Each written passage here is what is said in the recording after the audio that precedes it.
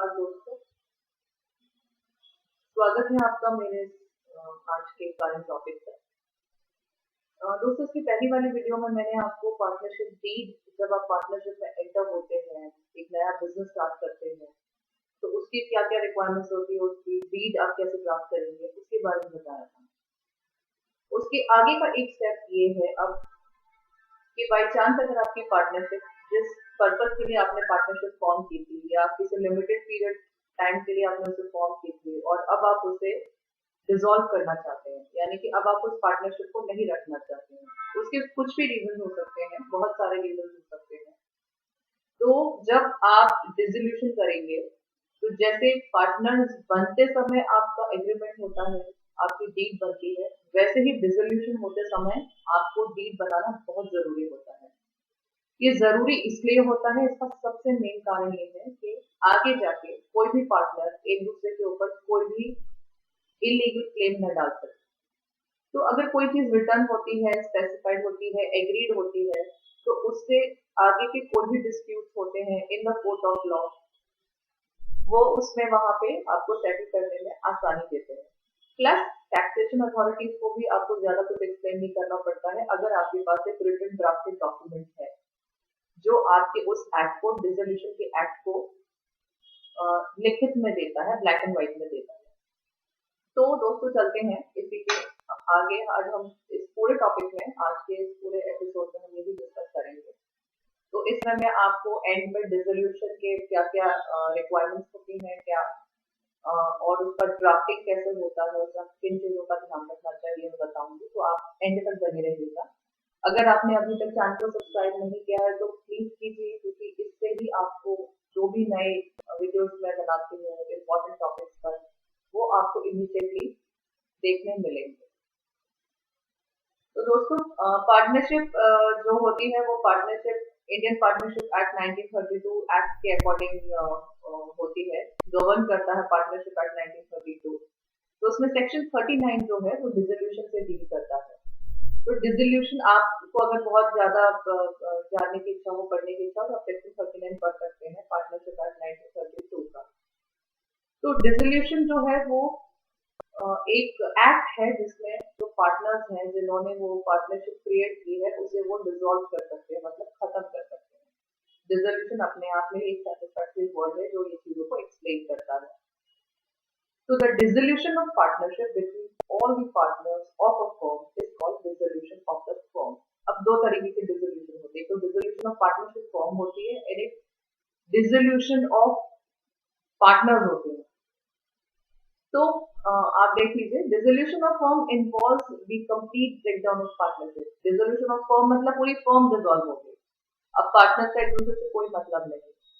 Whereas in dissolution, the partners may by agreement provide for the continuation of the firm after its dissolution by death, lunacy or insolvency of any partner. In such case, the firm is reconstituted without any dissolution. कहने में तो dissolution ही आता है, but होता है वो reconstitution अगर आपका पार्टनर कोई डेथ, किसी पार्टनर की डेथ हो गई, आपने किसी और नए पार्टनर को ले लिया, तो वो रिकॉन्स्टिट्यूशन हो जाता है।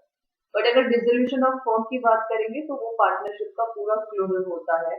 पार्टनरशिप अपने आप में एक लीगल एंटिटी है, तो वो पूरी लीगल एंटिटी खत्म हो जाती है।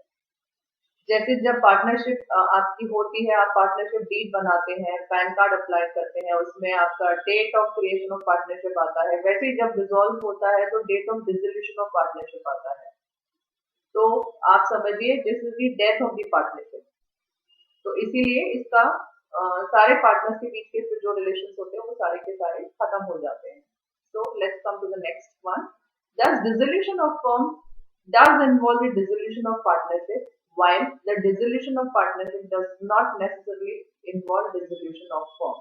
Dissolution of partnership में ऐसा होता है कि एक पार्टनर चला गया, दूसरा आ गया, या डेथ हो गई, या एक पार्टनर इंसॉल्वेंट हो गया, तो उससे जो डिसोल्यूशन ऑफ पार्टनरशिप, पार्टनर्स का आपस में डिसोल्यूशन होता है।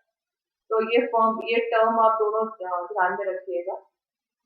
तो पार्टनरशिप, आज के जो टॉपिक है वो मैं पार्टनरशिप डिसोल्यूशन ऑफ फर्म के बारे में बोलूंगी। तो इसमें हम लीगल एंटिटी जो पार्टनरशिप को मिली है वो हम खत्म करेंगे by way of an agreement.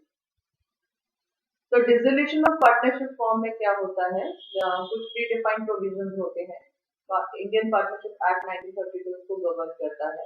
ये मैंने 5 तरीके नोट किए हुए हैं यहाँ पे। डिसोल्यूशन बाय एग्रीमेंट, एग्रीमेंट बना हुआ है। Dissolution by notice, partner notice दे सकते हैं। बाय विल अगर पार्टनरशिप है तो आप नोटिस दे दीजिए 3 महीने का या 4 महीने का, जो भी as per the terms of the contract है। डिसोल्यूशन बाय द कोर्ट, अगर कोई पार्टनर कोर्ट में गया है एंड किसी वजह से कोर्ट ने कह दिया कि आपको या कुछ और पता चलता है, बहुत सारे ऑप्शन है जिसमें कोर्ट भी डिसॉल्व कर देती है फॉर्म को। एक कंपलसरी डिसोल्यूशन होता है जिसमें कि पार्टनर की डेथ हो गई, 2 पार्टनर से एक पार्टनर चला गया, तो वो डिसॉल्व हो गई। कंडीशनल डिसोल्यूशन होता है। तो ये वाले जो 5 पॉइंट्स है, इन्हीं के बीच में डिसोल्यूशन ऑफ पार्टनरशिप फॉर्म आता है। और कोई 6 पॉइंट भी अगर हुआ तो आप देख लीजिए, अदरवाइज ये 5 पॉइंट्स में ऑलमोस्ट सब कवर हो जाते हैं।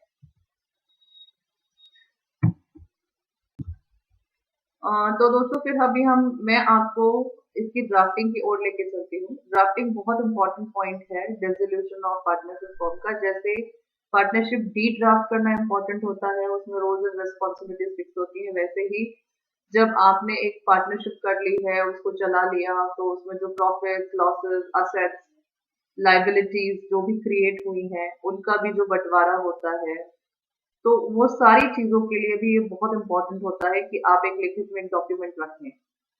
तो मैं आपको ड्राफ्टिंग की ओर लेके चलती हूँ। तो अभी मैं आपको सारी चीजें एक्सप्लेन करूंगी उसमें कि आपको क्या क्या ध्यान रखना है ड्राफ्टिंग करते समय।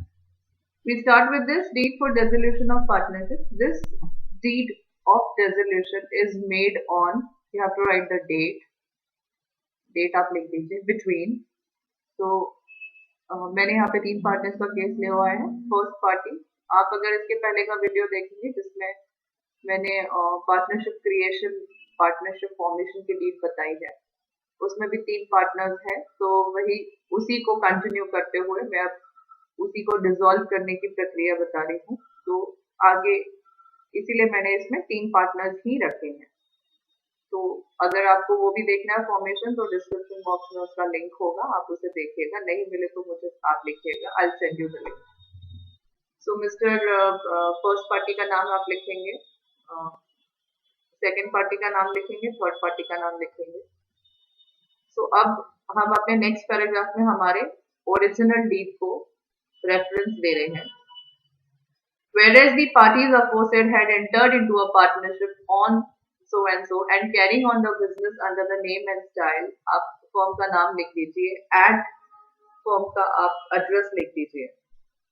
एंड अगर आप एक ध्यान रखिए, कई बार क्या होता है, हम ओरिजिनल डीड बनाने के बाद कुछ नए बिजनेस भी स्टार्ट कर देते हैं, तो उसके लिए हम सप्लीमेंट्री डीड बनाते हैं। मैंने अपने पिछले वीडियो में इसको टच अपॉन किया हुआ है। तो वो सप्लीमेंट्री डीड का भी आपको यहाँ पे रेफरेंस देना है। सप्लीमेंट्री डीड इफ एनी अगर है तो उसका भी आप रेफरेंस जरूर दीजिए, सो दैट वो इन कंटिन्यूशन आए। Whereas certain differences have arisen between the said partners as to the conduct of the business, and the parties have mutually agreed to dissolve the firm on the terms mutually agreed to as hereunder. तो अब ये mutual agreement है। Agreement बनता ही इसीलिए है क्योंकि आप mutually उस चीज को करना चाहते हैं। अगर नहीं करना चाहते हैं तो कोर्ट डिसाइड करता है। तो अभी हम म्यूचुअल एग्रीमेंट की बात कर रहे हैं।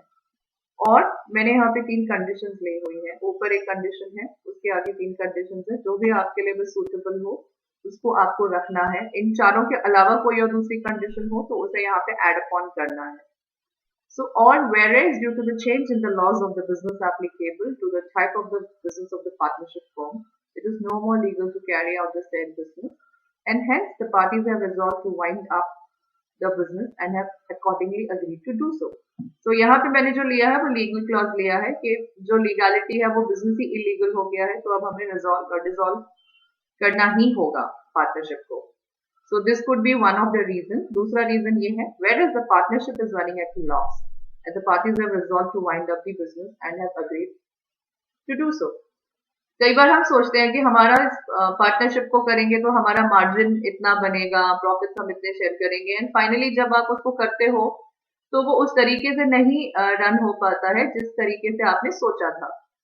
तो आप लेटली इसको रियलाइज कर लेते हो एंड देन यू डिसाइड कि नहीं, we are running into losses, तो इसीलिए इसको बंद करना ही ठीक है। ठीक है, this is also very good step. आप इस वजह से भी आप इसको क्लोज करना चाहते हो, well and agreed. Next point is whether the second party has notified the other parties why his notice stated his desire to dissolve the partnership and the parties have agreed to so. तो कोई अगर एक partner भी notice दे दे, जो आपका, जैसे कई बार क्या होता है, किसी एक पार्टनर ने नोटिस दे दिया, तो it is not necessary that you dissolve the partnership form.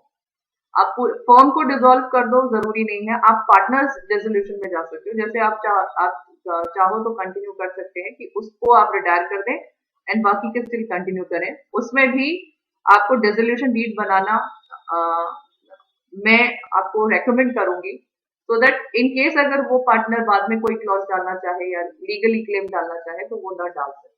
तो यहाँ पे आपके पास वो ऑप्शन है। आगे बढ़ते हैं इसी क्रम में। आप ध्यान रखिए कि इस वाले पॉइंट में आपको ये वाला जो पैराग्राफ है, इसको आपको बहुत ध्यान से ड्राफ्ट करना है। यहाँ पे आप कोई भी लूपहोल ना छोड़िएगा ड्राफ्टिंग में, कि बाद में आगे जाके आपको कोई भी दूसरा पार्टनर आपके ऊपर कोई भी XYZ क्लेम डाले। So you have to be very careful in drafting this वाला paragraph. Now this deed witnesses that the aforesaid partnership is hereby dissolved with effect from. तो जैसे हमने पार्टनरशिप क्रिएट की थी तो इनॉग्रेशन का हमने उसमें डेट डाला था, वैसे ही अब हमें डिसोल्यूशन में यहाँ पे डेट डालना है।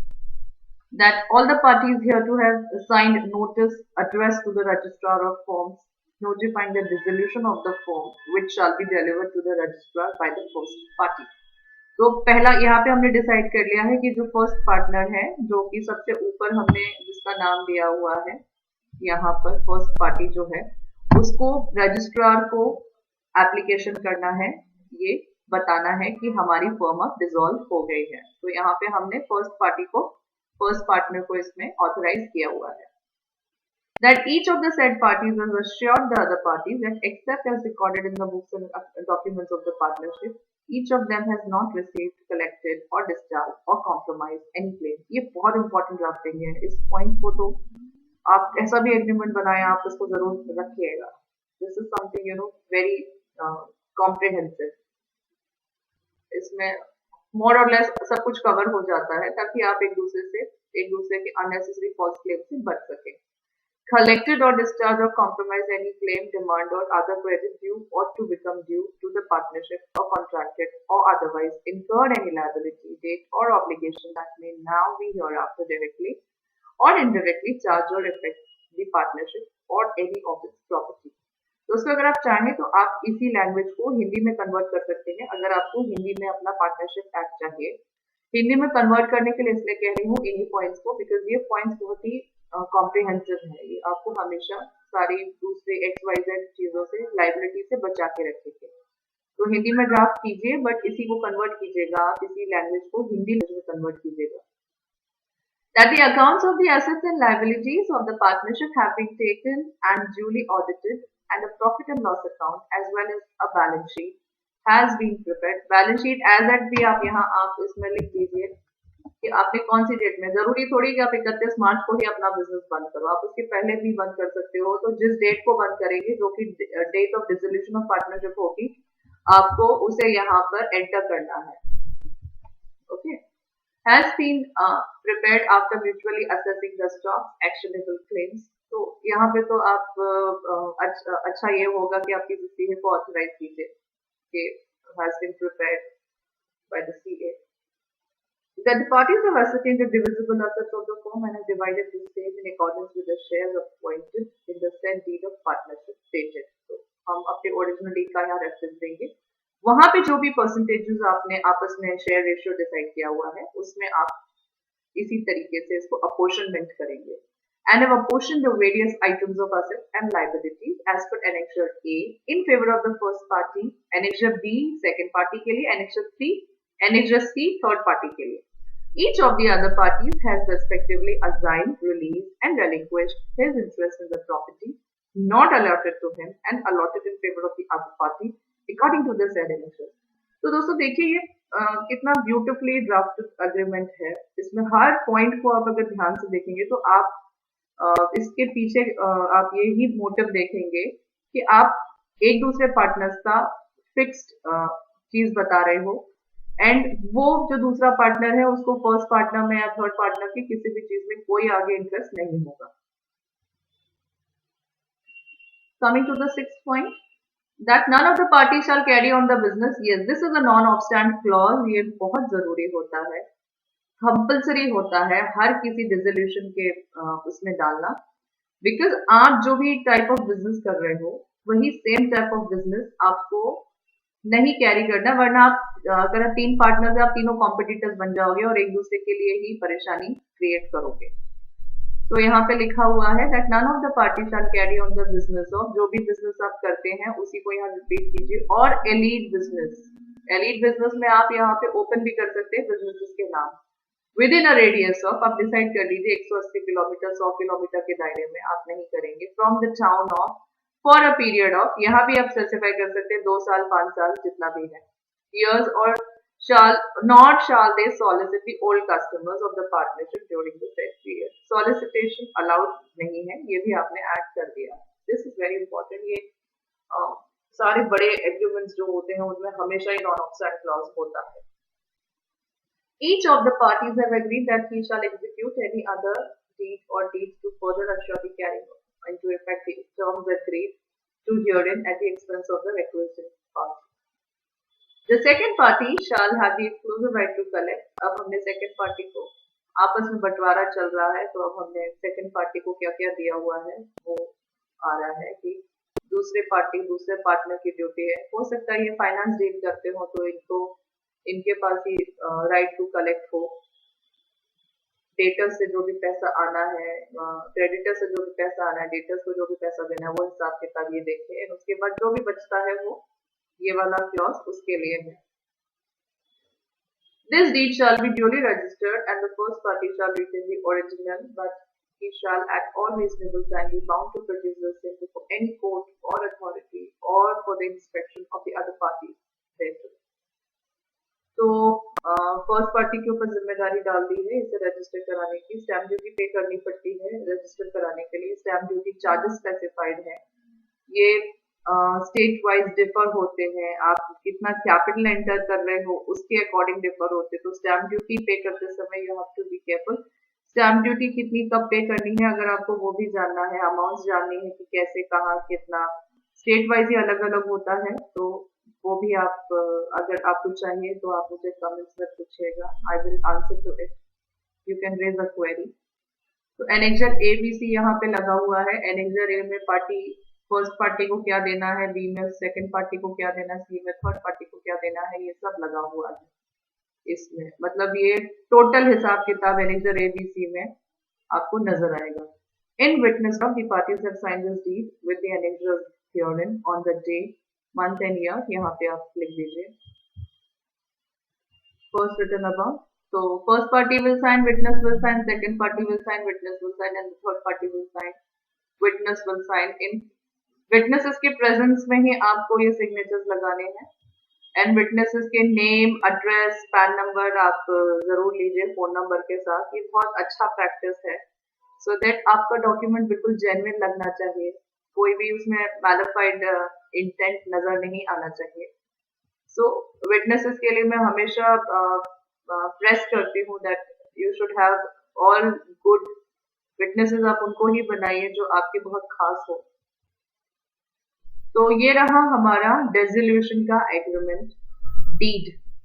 तो इस ये डीड उतनी ही इम्पोर्टेंट है जितना कि बर्थ सर्टिफिकेट इम्पोर्टेंट होता है। Birth certificate and death certificate दोनों इम्पोर्टेंट होते हैं। सो पार्टनरशिप डीड जब बनती है तो वो उसका बर्थ सर्टिफिकेट होता है, एंड डिसोल्यूशन ऑफ पार्टनरशिप में जब आप डिसोल्यूशन डीड बनाते हो तो वो होता है डेथ सर्टिफिकेट। तो आप इस बात का ध्यान रखिए कि दोनों चीजें आपके पास होनी चाहिए, सो दैट आप अपने आप को आगे जाके कोई भी एक्शनेबल क्लेम से अपने आप को सेफ रख सके। पार्टीज का आपस में भी रिश्ता एक मजबूत रहता है। आप अगर सब कुछ डॉक्यूमेंटेड होता है तो जितना जरूरी रजिस्ट्रेशन ऑफ पार्टनरशिप डीड होता है, क्रिएशन ऑफ पार्टनरशिप या फॉर्मेशन ऑफ पार्टनरशिप डीड होता है, उतना ही जरूरी डिसोल्यूशन ऑफ पार्टनरशिप डीड भी होता है। तो इस बात का ध्यान रखिए। आई होप ये बहुत आपको सिंपल लगा होगा। मैंने कोशिश की थी इसको बहुत सिंपल ही रखने की। एंड इसके बाद भी अगर आपके पास कोई क्वेरी है तो आप मुझे जरूर लिखिएगा। I will be happy to answer them. तो वीडियो में एंड तक बने रहने के लिए आपका बहुत बहुत धन्यवाद। अगर आपने अभी तक लाइक शेयर एंड सब्सक्राइब नहीं किया तो आई एम श्योर अब आप कर लेंगे। लाइक शेयर एंड सब्सक्राइब करने से हमारा मोटिवेशन हमेशा और हाई हो जाता है। सो आप सेफ रहिए, सुरक्षित रहिए और थैंक्स फॉर वॉचिंग।